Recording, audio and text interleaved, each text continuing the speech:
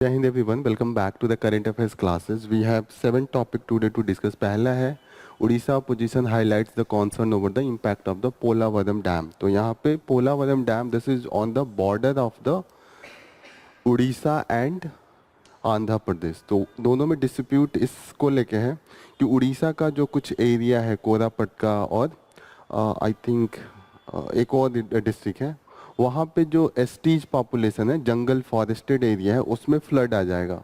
Dam बनाया, dam बना के हम पानी रोकते हैं तो पानी वो दूर तक जाता है ना, जहाँ पे हम रोकते हैं वहाँ तो रुकता ही है, और भी एरिया में फ्लड आता है तो दो डिस्ट्रिक्ट इम्पैक्ट हो रहे हैं। ठीक है, तो उसी को लेके उड़ीसा विरोध कर रहा है और जो national commission for the STs हैं उन्होंने भी लिखा है कि जो एसटी कमीशन है उसको आपने कंसल्ट नहीं किया है। ओके, तो ये दो इशू हैं।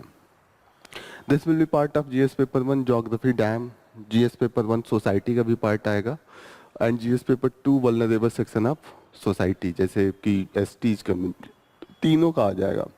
एक और से हम जोड़ सकते हैं, जीएस पेपर 3 से भी कनेक्ट करवा सकते हैं, जो हम इन्वायरमेंटल इम्पैक्ट क्या आता है, ह्यूमन एक्टिविटी से इन्वायरमेंटल इम्पैक्ट आ रहा है, तो that will be part of that as well. UP gangster act appears to be draconian. तो यूपी गैंगस्टर एक्ट है, उसको इलीगल एक्टिविटीज़ में कोई इन्वॉल्व होता है उसको अरेस्ट करते हैं, उसके खिलाफ केस चलाते हैं। तो कई बार होता है कि इसमें जिस तरीके से अरेस्ट किया जाता है, जिस तरीके से और भी प्रोविजन है, दैट हैज़ बिन कंसीडर्ड थोड़ा हार्ड समझा गया है, और कई बार इसको लेके ये माना जाता है कि that's violate the article 21, right to life है और फ्रीडम ऑफ स्पीच एक्सप्रेशन है, उसको भी कहीं ना कहीं कर्व करने लगता है। ओके, तो उसी को लेके है।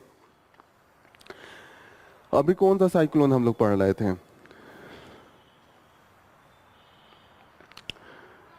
क्या नाम है साइक्लोन का? साइक्लोन फेंगल, फेंगल यही है ना? क्या है?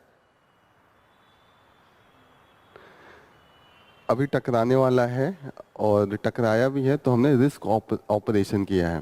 तो this is the we will study इसके बारे में। तो this will be part of, कहाँ साइक्लोन का नाम याद होना चाहिए, कहाँ पे डेवलप हो रहा है ये याद होना चाहिए। कई बार मैच कराने को दे देता है कि ये साइक्लोन है, यहाँ पे डेवलप हुआ है और यहाँ पे जाके लैंडफॉल हुआ है। लैंडफॉल क्या होता है? What is the landfall? चक्रवात घूमते घूमते आएगा। कहाँ पे ओरिजिन चक्रवात होता है? Cyclone, where it originates. Low pressure कहाँ पे बनेगा? वाटर बॉडीज, वाटर बॉडीज से आएगा। वाटर बॉडीज पे ही बनता है क्योंकि वहां से जो इवेपोरेशन होता है वहीं से एनर्जी मिलता है और वही उसको सस्टेन कराता है। होता है ना, गाड़ी कब तक चलेगा? जब तक फ्यूल होगा। पेट्रोल खत्म, गाड़ी बंद। जो चक्रवात लैंड पे टकराता है, वाटर वेपोरेशन वाली जो एनर्जी है नहीं मिलेगी, जो पहले से ही एनर्जी है उसी से कुछ दूर जाएगा, उसी का इम्पैक्ट होगा, फिर चक्रवात गायब हो जाता है। यही होता है ना। जहाँ पे उसका चक्रवात का मेन पार्ट, दो पार्ट मेन होता है, एक तो आई होता है जो काम पार्ट होता है, दूसरा आई वॉल होता है जहाँ पे मैक्सिमम डिस्टरबेंस होता है, मैक्सिमम रेनफॉल होता है। जब आई लैंड पे आ जाता है उसी को लैंडफॉल कहते हैं। बड़ा एरिया होता है ना, वो 100 किलोमीटर का उसका रेंज होता है। तो पहले आई वॉल इंटर करेगा लैंड पे, फिर उसके बाद आई आएगा ना, हाफ डायमीटर ले। तो जब आई एकदम लैंड पे अपीयर हो जाता है, जब उतर जाता है, तो वो उसको हम लैंडफॉल कहते हैं। लैंडफॉल के लिए आई का लैंड पे आना जरूरी है। ठीक है, सिर्फ अभी एंट्री मिले तो नहीं है, जब तक आई इस पे लैंड पे ना आए। क्लियर हो रहा है लैंडफॉल क्या है? लैंडफॉल के बाद क्या होता है, उसका जो एनर्जी है खत्म हो जाएगा, फिर वो चक्रवात जो होगा साइक्लोन गायब हो जाएगा। लेकिन उसका इम्पैक्ट होता है क्योंकि वो आएगा पूरा लैंड एरिया पे भी दूर तक जाता है। जैसे मानिए गाड़ी बहुत तेजी से आ रहा है, ढलान पे है और फ्यूल उसका खत्म हो गया, फिर भी तो 10 किलोमीटर अगर ढलान पे है तो चला ही जाएगा, 1-2 किलोमीटर तो चला ही जाएगा। तो इस तरीके का कंडीशन साइक्लोन का भी होता है। So this will be part of again GS paper 1 geography. और जो नेमिंग है वो पीसीएस में पूछ सकता है कि अभी इसके पहले एक और लैंडफॉल साइक्लोन था, साइक्लोन दाना, दाना था ना, उसको दान कहते हैं बांग्लादेशी लैंग्वेज में, बांग्लादेश ने उसका नाम दिया था। Next we will see that a cut in time economic cost of the ban plastic must be seen with its ill effect on the health. तो अभी ग्लोबल कन्वेंशन ऑन प्लास्टिक को लेके हम चला रहे थे, कहाँ पे चला रहे थे, कहाँ पे, साउथ कोरिया, बुसान, बुसान में चला रहे थे, लेकिन हम सक्सेसफुल नहीं हो पाए। इंडिया का भी विरोध था कि कोई बैन, एकदम आप मैंडेटरी बाइंडिंग चीजों को न लेके आए। बाइंडिंग का मतलब आपको इम्प्लीमेंट करना है, ठीक है। तो उसी पे है कि ये आर्टिकल इस चीज को बात करता है कि इंडिया भले अभी देख रहा है कि बाइंडिंग हो जाएगा, कुछ घाटा लगेगा, पर लॉन्ग टर्म के लिए ये फायदा है, ओवरऑल इंडिया की इकोनॉमी के लिए भी, ओवरऑल स्पीसीज के लिए भी, और इन्वायरमेंट के लिए भी, सॉइल के लिए भी, और ओशियन के लिए भी। क्योंकि जो प्लास्टिक हम प्रोड्यूस करते हैं सॉइल को तो डिग्रेड करता ही है, कहीं ना कहीं वो फ्लड, नदियों के द्वारा, डिफरेंट वाटर बॉडीज के द्वारा वो ओशियन में भी जाता है, और ओशियन में भी उसको भी पल्यूट करता है। तो हम लैंड, ओशियन, और बाद में हम देखते हैं एयर को भी पल्यूट कर रहे हैं, क्योंकि उसको कुछ लोग जलाते भी हैं।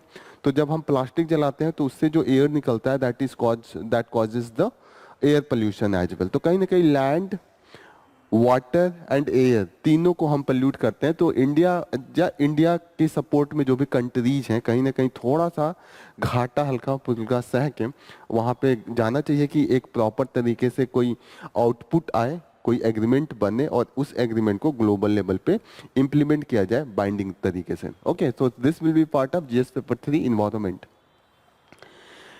कॉस्टली मिसकैलकुलेशन, जहाँ पे हम बात कर रहे थे जो बुशान में, साउथ कोरिया में अभी था। साउथ कोरिया की स्थिति, पॉलिटिकल स्थिति अभी सही नहीं है।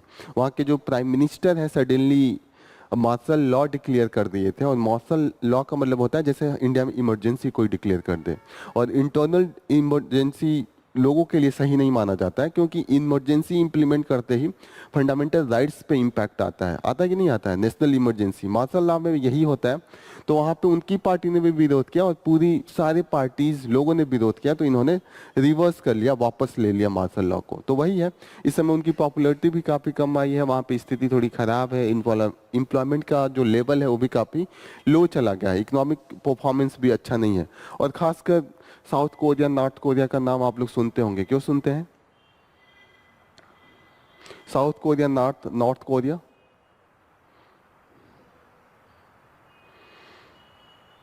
नॉर्थ कोरिया का दिमाग में नाम आ रहा है कुछ? किसी आदमी का पिक्चर बन रहा है, कोई हेल्दी सा आदमी है, उसका जो प्रेसिडेंट है वो बोलता रहता है कि मैं बटन दबा दूंगा, वो अभी न्यूक्लियर। तो नॉर्थ कोरिया, साउथ कोरिया, जो कोल्ड वार है ना, कोल्ड वार, जिसमें एक यूएस की तरफ जाते हैं कैपिटलिस्ट, और एक रसिया और चाइना की तरफ जाते हैं, वो है। तो जो नॉर्थ कोरिया है उनका किसके साथ अलायंस है? रसिया, चाइना, ये वाले कम्युनिस्ट सोशलिस्ट। और जो साउथ कोरिया है, it is with the US and European countries, जो वेस्ट है। लेकिन आप लड़ाई में फंसे रहते हैं तो कहीं ना कहीं आपका कोई भी सपोर्ट करने को करे पर घाटा तो लगता है। जैसे आप किसी से लड़ाई कर रहे हैं तो फिर लड़ाई करेंगे, केस होगा, केस लड़ेंगे, वकील तो आपका पैसा देना ही पड़ेगा, फिर आपका जो टाइम बर्बाद होता है। भले दो लोग कहें कि हम आपके साथ हैं, लेकिन अगर कोई भी लड़ता है दोनों आदमी को घाटा होता है। तो भले साउथ कोरिया का सपोर्ट यूएस है या कोई भी है, लेकिन उनका जो इंटरनल इकोनॉमी है उस पर वो लोग ध्यान नहीं दे पाते हैं। जैसे इंडिया का अगर पाकिस्तान या चाइना के साथ जो लड़ाई है वो सब खत्म हो जाए और केवल हम लोग मित्रता से आगे बढ़े, तो हमारी प्रॉस्पेरिटी दिन दुगुना रात चौगुना बढ़ सकती है, हम बहुत आगे जा सकते हैं। भले लाख हमें आके रस्सा सपोर्ट करे, लाख पाकिस्तान को जाके यूएस सपोर्ट करे, लेकिन वो तभी तक सपोर्ट करते हैं अपना इंटरेस्ट देख के। उनको क्या होता है, आर्म्स बेचना होता है, हथियार बेचना होता है, यही तो मेन उनका एम है, टेक्नोलॉजी बेचनी होती है। तो कहीं ना कहीं वो ऊपर से भले दिखाते हैं कि हम पीस लाना चाहते हैं, हम यहाँ पे शांति चाहते हैं, लेकिन कहीं ना कहीं उनका फायदा वार से ही है। नॉर्थ कोरिया साउथ कोरिया लड़ेंगे तभी तो उनका वेपन बिकेगा। ताइवान चाइना के बीच में डिस्प्यूट रहेगा तभी तो यूएस अपना वेपन बेच के आएगा। तो this is the main thing. तो कहीं ना कहीं ये भी कंटिन्यूसली कॉन्फ्लिक्ट में है, डिस्प्यूट में है आपस में south Korea and north Korea, तो इसीलिए इनकी हालत ये हो गई है। Then we will see that the India's strategic focus on the West Africa. अभी वेस्ट अफ्रीका में हमारे प्राइम मिनिस्टर का विजिट हुआ है। किस देश में विजिट हुआ है? अभी हम लोग पढ़े भी थे एक दिन, नाइजीरिया, नाइजीरिया में 17 साल बाद कोई प्राइम मिनिस्टर का विजिट हुआ है, वहाँ पे हमने स्ट्रेटेजिक पार्टनरशिप को भी बढ़ाने की बात करते हैं। तो उस पर टोटल एनालिसिस है कि कैसे हमारा और नाइजीरिया एक दूसरे को कॉम्प्लीमेंट एंड सप्लीमेंट कर सकते हैं, डिस्पाइट चाइना भी वहाँ पे बहुत स्ट्रांग प्रेजेंस रखता है, उसकी भी जो वहाँ पे इन्वेस्टमेंट है बहुत ज़्यादा है, ट्रेड जो चाइना के साथ है बहुत हाई है नाइजीरिया के साथ। और नाइजीरिया अफ्रीका का लार्जेस्ट डेमोक्रेसी है, प्रॉपर रूप से वहाँ इलेक्शन होता है। वहाँ अफ्रीका में मैक्सिमम कंट्रीज में सिविल वार है, आपस में ट्राइब लड़ रहे हैं, लेकिन नाइजीरिया भी बचा के रखा है अपने आप को, ठीक है। और इकॉनमी भी उनका बहुत तेजी से ग्रो कर रहा है, तो इंडिया के भी प्रॉस्पेक्ट बहुत ज़्यादा है इंडिया का। लेकिन ट्रेड अभी हाल ही में कम हुआ है, क्योंकि हमारा जो ट्रेड था नाइजीरिया के साथ वो क्रूड ऑयल में ज़्यादा था। क्रूड ऑयल हम कहाँ से अब लेने लगे हैं? रशिया से, क्योंकि रशिया सस्ते में बेच रहा है, उसको सैंक्शन लगा दिया यूएस ने, तो हमने थोड़ा सा शिफ्ट किया है, तो हमारा थोड़ा सा जो ट्रेड है वो कम हुआ है, ठीक है। तो उसको हम डिटेल में देखेंगे कि कैसे हम अफ्रीका का अपना जो बेस है वो बना सकते हैं फर्दर फ्यूचर में, क्योंकि अफ्रीका का भी रोल फ्यूचर में आने वाला है। और नाइजीरिया इज डेवलपिंग कंट्रीज, वहाँ का बहुत तेज़ी से ग्रो है, तो कहीं ना कहीं इंडिया का प्रॉस्पेक्ट दिखता है। नाइजीरिया में जो रेयर अर्थ मटेरियल हैं वो भी मिलते हैं वहाँ पे, तो उसमें भी हम कहीं ना कहीं इंडिया बेनिफिट ले सकता है। So we will discuss on that. Then we will discuss is the caste census से यूजफुल एक्सरसाइज। तो यहाँ पे डिस्कशन है कि कास्ट सेंसस का क्या फ़ायदा है, होना चाहिए कि नहीं होना चाहिए, और इसको लेके बहुत डिबेट चल रहा है। इसके जो हिस्ट्री है कास्ट सेंसस का वो भी डिस्कस किया है। तो we will be discussing one by one. This will be part of GS paper 1 society का भी पार्ट हो सकता है, जीएस पेपर 2 रिजर्वेशन का भी पार्ट हो सकता है, आर्टिकल 15-16 जहाँ रिजर्वेशन की बात करते हैं, ठीक है। So let's start with the detail analysis. पहला जो हम न्यूज़ लेने जा रहे हैं, Orissa opposition highlights concern over the impact of the Polavaram dam. तो पोलावरम डैम जो है ये इम्पैक्ट कर रहा है दो डिस्ट्रिक्ट का उड़ीसा का, that is the Malkangiri and Koraput, ये दो। और यहाँ पे आंध्रा और उड़ीसा के बॉर्डर पे है, जस्ट आंध्रा के साथ बॉर्डर है इनका, ठीक है। इन दो डिस्ट्रिक्ट में फ्लड का कंडीशन आने वाला है, और यहाँ की जो एसटीज कम्युनिटी है उसको इम्पैक्ट करने को है।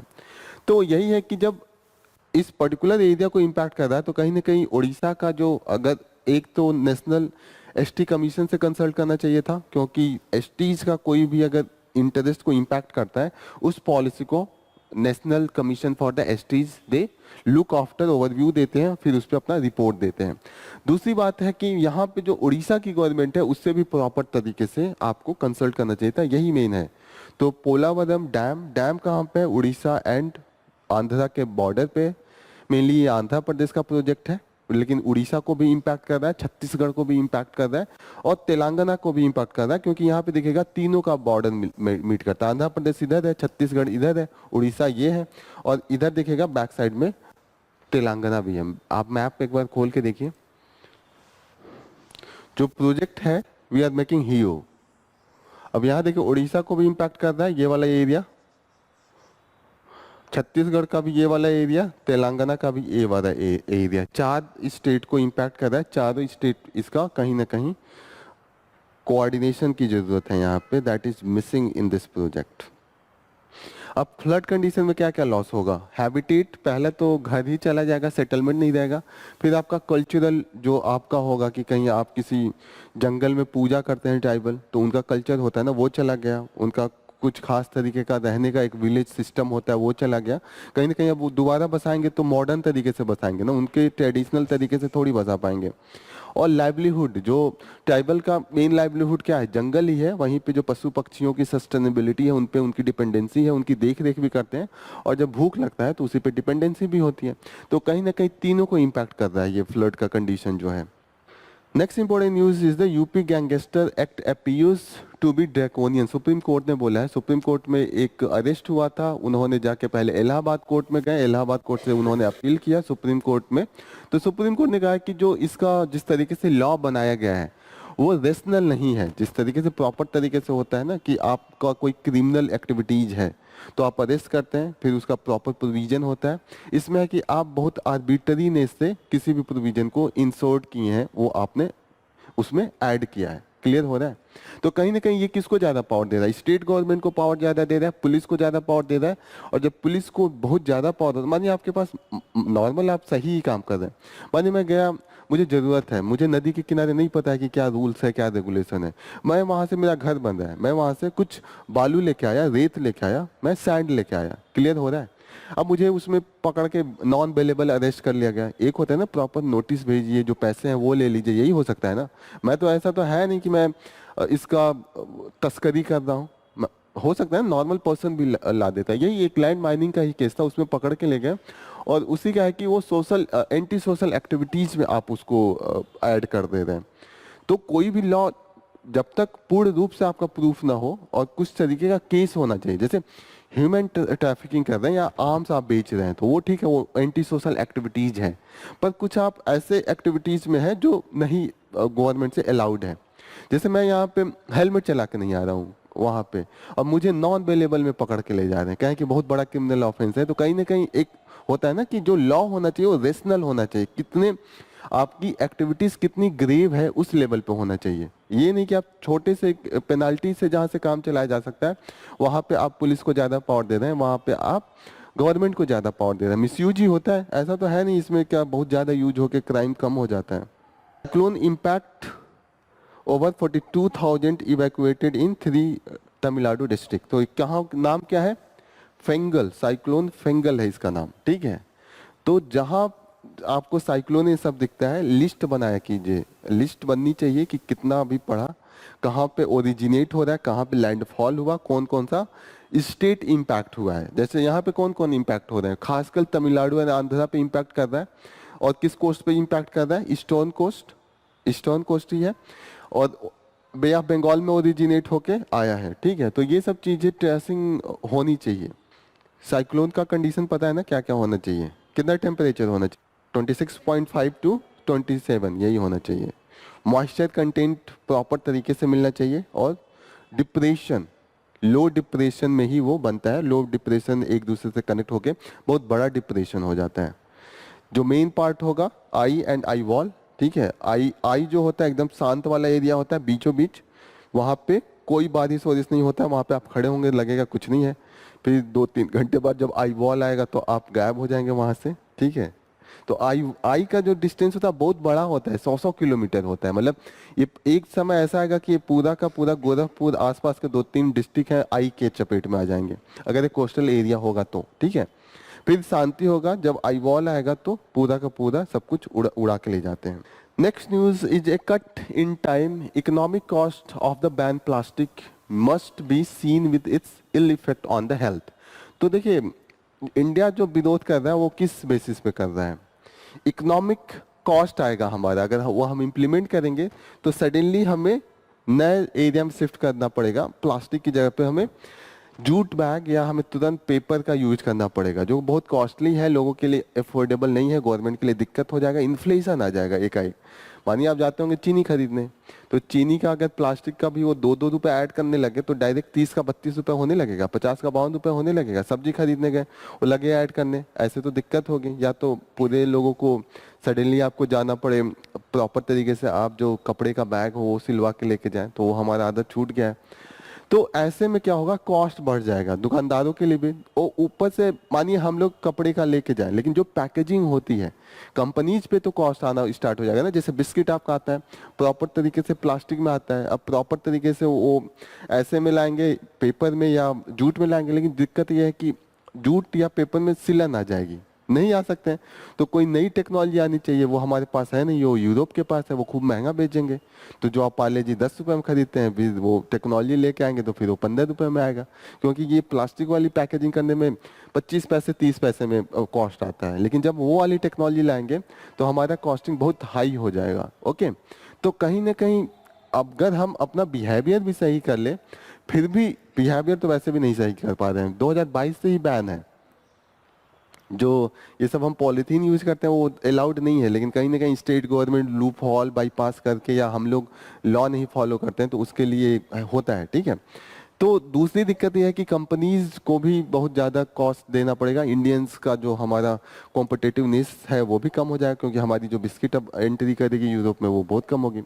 लेकिन ये है कि ठीक है, आपका इकोनॉमिक जो है वो लॉस होगा, लेकिन कहीं ना कहीं जो इन्वायरमेंटल है, दूसरा हेल्थ पे भी तो इम्पैक्ट होता है। जो प्लास्टिक आपके लैंड में जाती है, आपका लैंड डिग्रेड होता है, फिर वो आप नदी में फेंकते हैं, तालाब में फेंकते हैं, वहाँ से मछलियाँ खाती हैं, वो उनके अंदर जाती है, कुछ ना कुछ नया रिएक्शन होता है, फिर उसको आप खाते हैं, आपके अंदर चेंजेज होता है, फिर वही चीज़ मरीन में जाती है। मरीन के जो बड़े बड़े मछलियाँ हैं या जो भी मरीन फिशेज हैं या मरीन प्रोड्यूस हैं, श्रिम्प हैं, जो भी हैं वो खाते हैं, फिर हम लोग कंज्यूम करते हैं, जो कोस्टल एरिया में लोग हैं वो कंज्यूम करते हैं, और मरीन का भी जो लाइफ है वो भी खराब हो रहा है।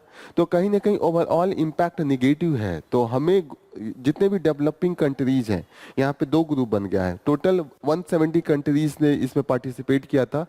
European union and Pacific island के नेशन है वो बैन के पक्ष में है कि केमिकल्स को भी बैन कीजिए, ओवरऑल प्लास्टिक यूज ही बैन कर दीजिए, जिससे प्लास्टिक बनता है उस केमिकल को भी बैन कर दीजिए। India is not ready for that, because अब सबसे ज़्यादा दिक्कत है कि जो प्लास्टिक होता है इनडिस्ट्रक्टिबल होता है, मतलब एक बार बन गया उसके बाद वो डिस्ट्रॉय नहीं होता है नेचुरल तरीके से, और उसका एक ही तरीका है recycling.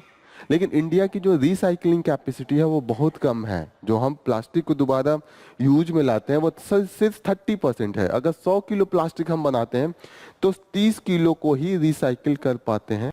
1/3 of the annual introduce plastic, 33%, 1/3 कितना होगा, 33% होगा। तो 1/3 ही हम रिसाइकिल कर पाते हैं, 2/3 तो हमारा जाता है इन्वायरमेंट में।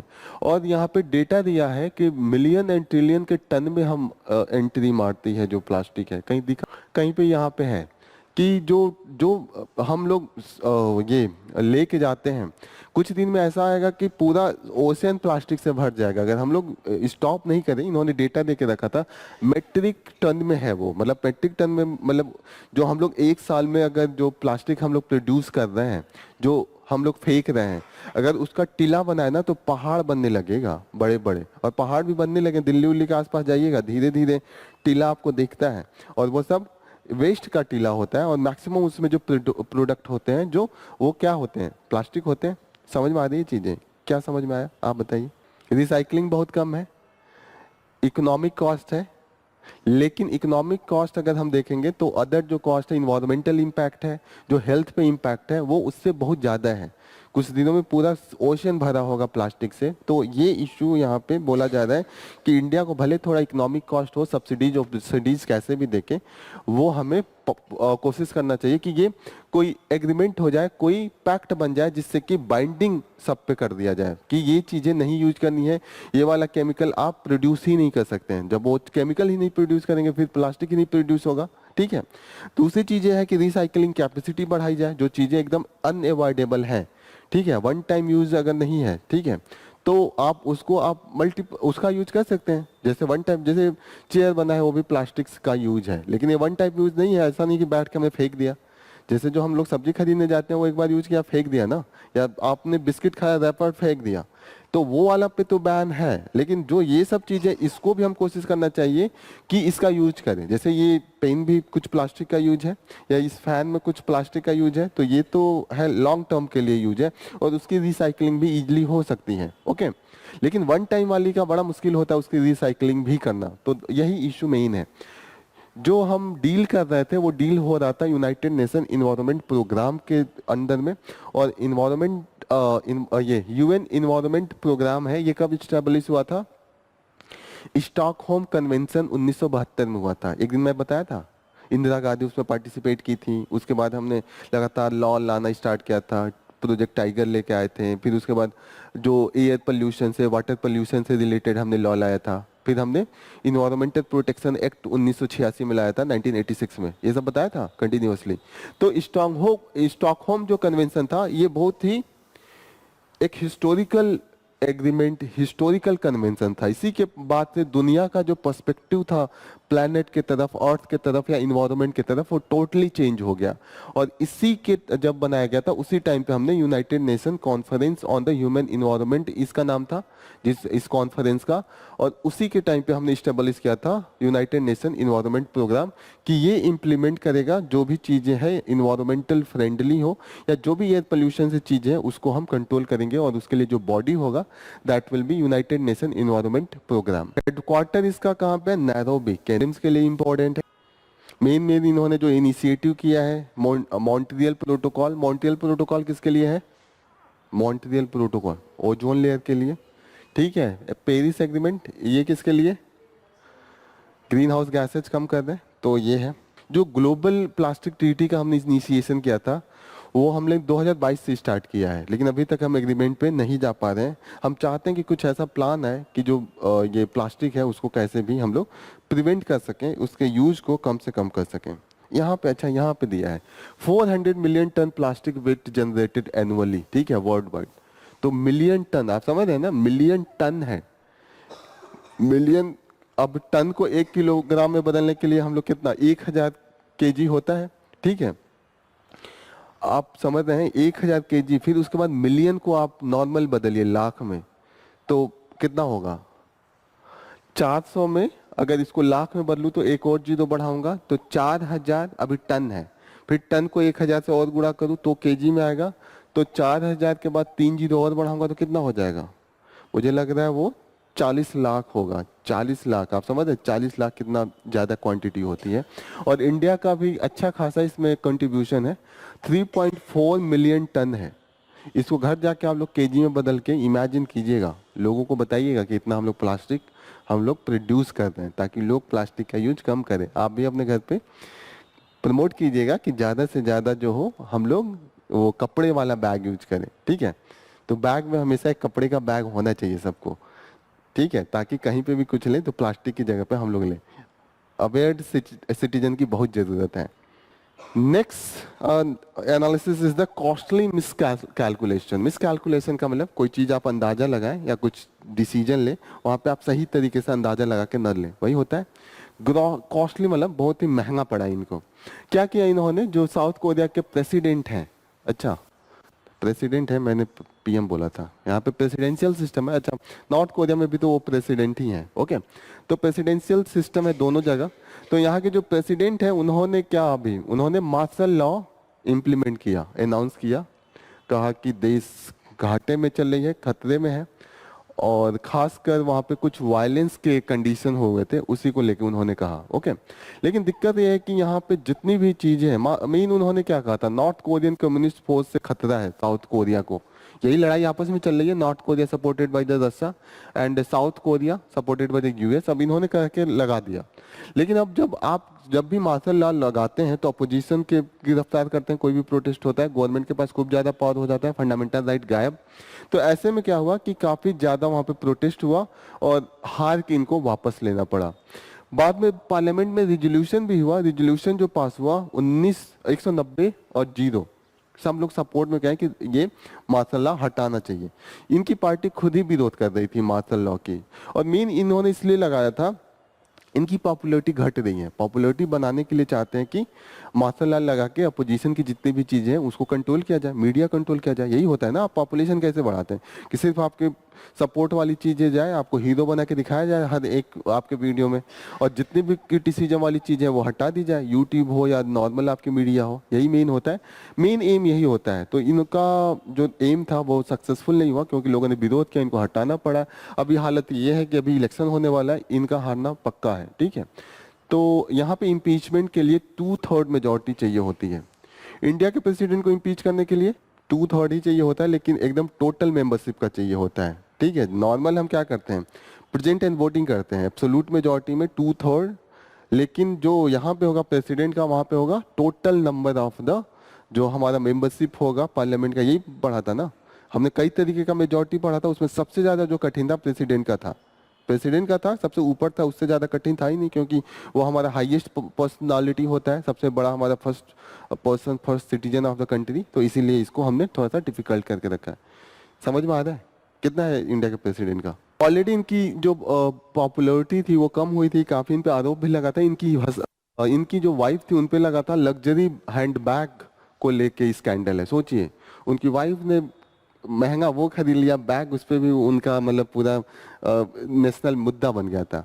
यहाँ पे लोग महल बनवा ले तो भी नेशनल मुद्दा नहीं बन पाता। नहीं, वो बहुत फेमस वाला एक चुटकुला है।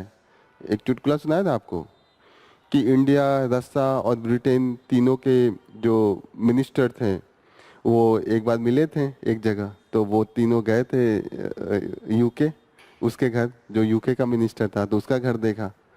तो वो दिखाया, कहा कितना सुंदर, ये वाला सुना है ना। फिर इंडिया में आया तो वो कहा कि देख रहे हो पूरा महल है। तो वो बताया कि वो पुल है, तो पुल नहीं दिखा। तो कहा कि वो पुल का जो टोटल पैसा है उसी से घर बना है। तो इंडिया में 100% तक का हम लोग करप्शन कर लेते हैं, चीज़ें गायब हो जाती हैं। और ऐसे केसेज होते हैं। मैं एक जगह का जानता हूँ जहाँ पे रेलवे स्टेशन है, रेलवे स्टेशन के लिए बजट में पैसे हैं, लेकिन वहाँ पे ट्रेन नहीं चलता है पिछले 10 सालों से। वो कुशीनगर में है, मैं जानता हूँ, वहाँ पे गया हूँ, देखा हूँ। आज गड़ी ना कि इस तरीके का है कि सब कुछ पैसा है पर ट्रेन ही नहीं है। आप सोचिए, ट्रेन का बजट आ रहा है, पैसे आ रहे हैं, सब कुछ है, सब कुछ पास है, पर वहाँ ट्रेन नहीं है। लोगों, वहाँ रेलवे स्टेशन बना हुआ है पर कोई ट्रेन वहाँ नहीं आती है। तो this is the reality in India. इनकी जो अभी रेटिंग है गिर के 20% आई है। जस्ट हमें यहाँ पे ये जानना है कि साउथ कोरिया में इस समय थोड़ा सा स्टेबिलिटी नहीं है सही, और क्या क्या कंडीशन है ये आप जानिए। साउथ कोरिया का आप एक मैप में जगह देख लीजिएगा कहाँ पे है, और ये कोल्ड वार का एक बहुत बड़ा पार्ट है। ठीक है। Next news is the India's strategic focus on the West Africa. India's strategic focus on the West Asia. और ये किस कॉन्टेक्स्ट में है? प्राइम मिनिस्टर हमारे गए हुए हैं वेयर, नाइजीरिया। जब G20 का मीटिंग था तो उन्होंने नाइजीरिया में भी रुक के वहाँ पे अपना मीटिंग करके आए थे। ठीक है। अब ये है कि लास्ट 10 सालों में जो मोदी जी का गवर्नमेंट था उसमें उन्होंने 10 बार अफ्रीका को कंट्रीज का विजिट किया था, और ये थर्ड वाला टर्म है। पहला जो विजिट है वो नाइजीरिया को है। तो ये पीसेस के लिए इंपॉर्टेंट हो सकता है कि पहला जो हमारा विजिट है प्राइम मिनिस्टर मोदी जी का वो कहाँ पे है? नाइजीरिया है। नाइजीरिया का इंपॉर्टेंस इसलिए है क्योंकि it is the largest democracy and largest economy. ठीक है, नाइजीरिया अफ्रीका का लार्जेस्ट डेमोक्रेसी भी है, लार्जेस्ट इकोनॉमी भी है। दूसरी चीज ये है कि हमारा इसके साथ स्ट्रेटेजिक पार्टनरशिप ऑलरेडी है। हम यहाँ पे defence, energy, trade, health, education, ये सब तो कॉमन है। हेल्थ एजुकेशन सबसे करते हैं, टेक्नोलॉजी भी सबसे करते हैं, एनर्जी भी सबसे करते हैं। डिफेंस के लिए हमें स्ट्रेटेजिक पार्टनरशिप में जाना पड़ता है। ठीक है। फिर हम देखते हैं कि यहाँ पे कुछ दिक्कतें हैं। जैसे डेमोक्रेसी तो है, अफ्रीका के मैक्सिमम जो कंट्रीज हैं वहाँ का एक कॉमन इशू है। क्या कॉमन इशू है?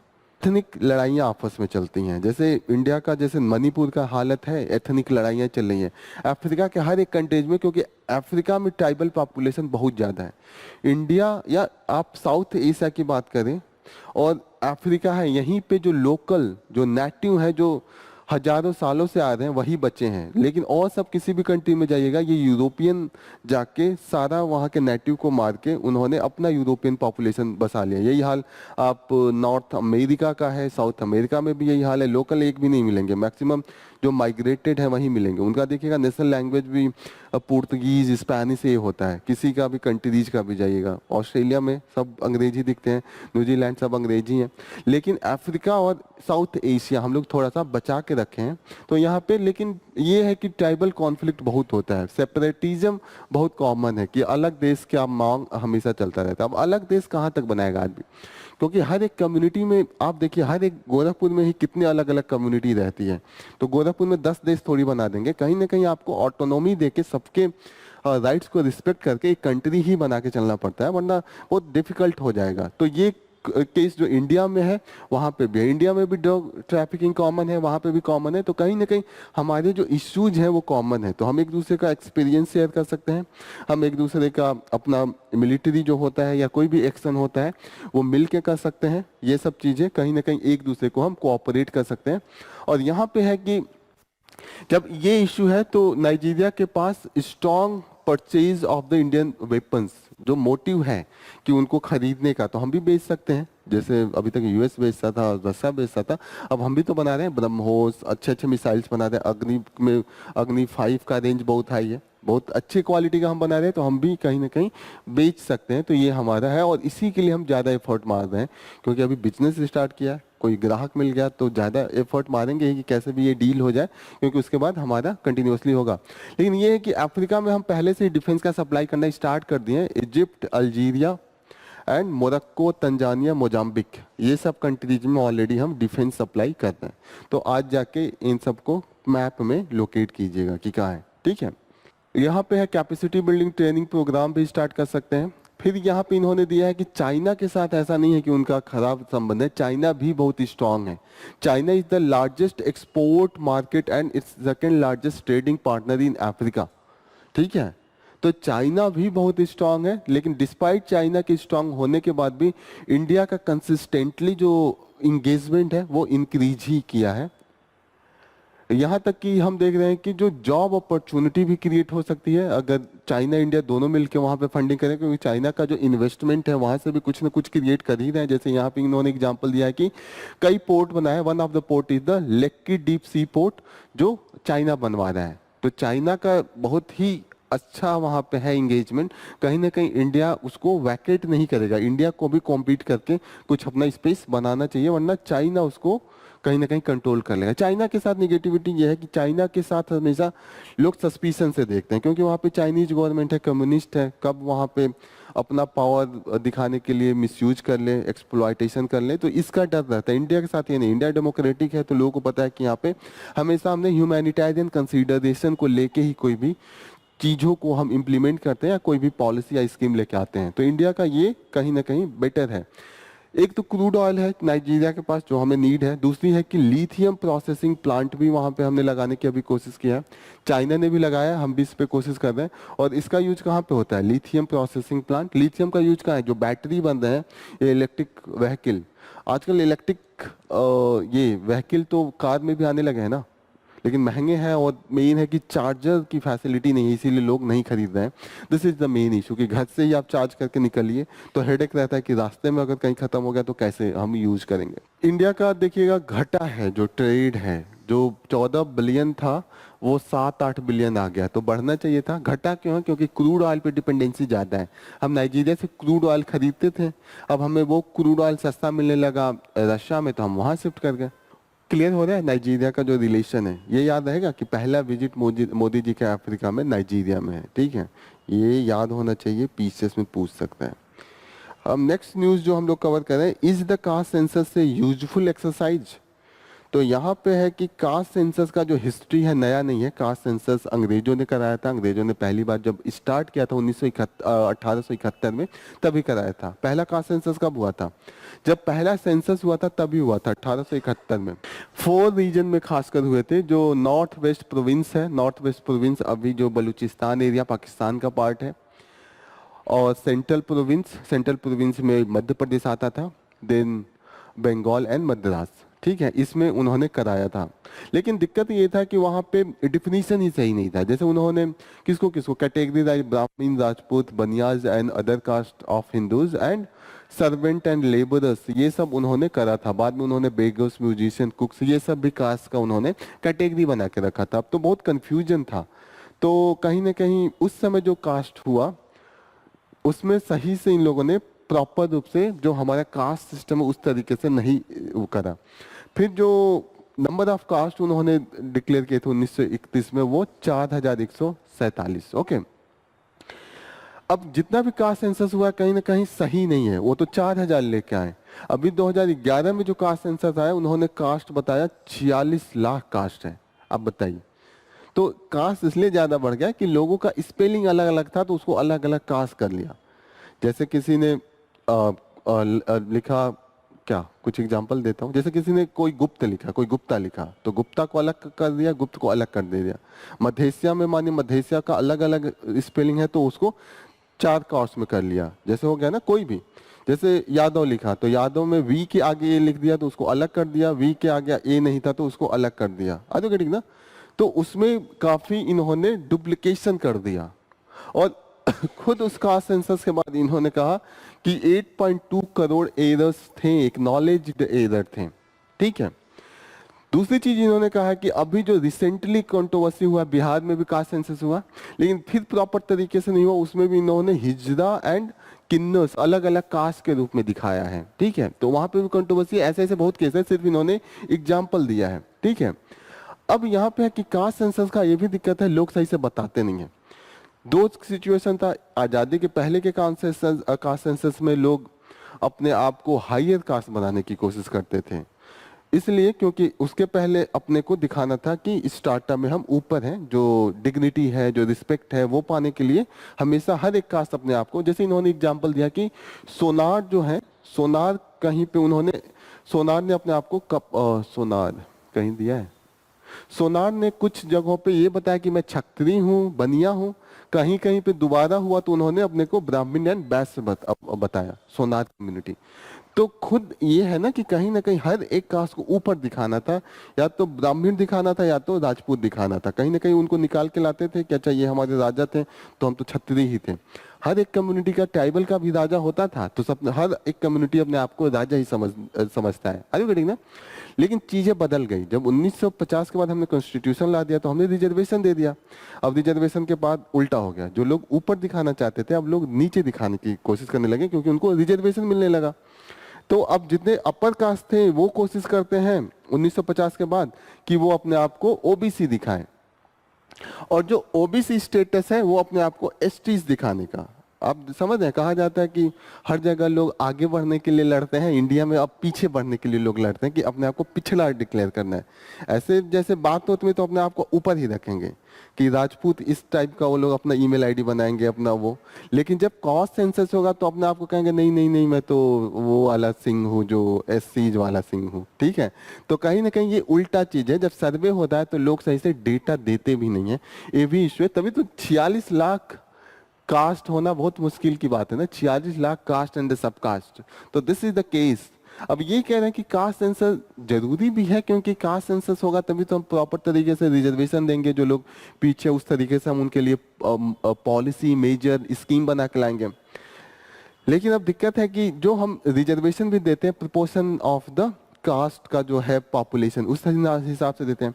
अगर इस तरीके का हम कास्ट देखें तो 46 लाख अगर 86 लाख अगर कास्ट है तो सबके लिए जस्टिफाई करने के लिए 46 लाख सीट होगी हर एक को, तब एक सीट हर एक कास्ट को मिलेगा। अब यूपीएससी का जो एग्जाम होता है 700 800 1000 सीट होता है, तो यूपीएससी का अगर एग्जाम में हर एक के साथ जस्टिफाई करने के लिए हर एक कास्ट को एक सीट दे दिया जाए, उसके लिए अगर कोशिश किया जाए तो इन्होंने दिया है कि 140-42 साल लगेगा कि हर एक आदमी तक ये पहुंच जाए। कहीं ना कहीं दिया साल दिया है 141, इतने साल लगेंगे तब जाके हम जस्टिफिकेशन कर पाएंगे कि हर एक कास्ट का आदमी कहेगा हाँ हमें रिजर्वेशन से फायदा हुआ है। आर यू गेटिंग ना? कि एक आदमी को एक सीट देने के लिए कि हर एक कास्ट का एक आदमी को सीट मिल जाए यूपीएससी में, ये हाल है। तो दिस इज द केस। तो उन्होंने कहा कि प्रैक्टिकल नहीं है जिस तरीके, या तो कास्ट को प्रॉपर तरीके से कास्ट सेंसस कराया जाए कि प्रॉपर तरीके से ये हो कि हाँ कौन कास्ट है, कौन सा, सब कैटेगरीज है, सब कैटेगरीज के कैटेगरीज आते हैं। ठीक है, तो this is the main thing यहाँ पे इन्होंने लिखा है। तो इन्होंने कहा है होना भी चाहिए, होना चाहिए तो प्रॉपर तरीके से बना के होना चाहिए। अच्छा 7000 ईयर्स, 7000 साल चाहिए। अच्छा उन्होंने कहा कि 141 साल अगर 4000 कास्ट है उसके हिसाब से, और जो 86 लाख वाला आया है ना उस हिसाब से 7000 साल चाहिए। मतलब हम जो प्री हिस्टोरिक कॉल से अभी तक आ रहे हैं तब तक रिजर्वेशन देते तब जाके उतना होता। ठीक है, क्लियर हो रहा है क्या है overall discussion? Okay, so this is all about एक पेपर इन्होंने बुक लिखा है, इनका नाम है रॉयल क्या नाम है, अमिताव घोष है। पीसेस के लिए ये इंपॉर्टेंट है। अमिताव घोष को इरास्मस प्राइज मिला है, that is from the Netherland. Amsterdam कहाँ का कैपिटल है? नीदरलैंड का है। तो पीसेस में you can use this. So this is all about from the today's news. Here we will conclude our session. Thank you for joining the session. All the best.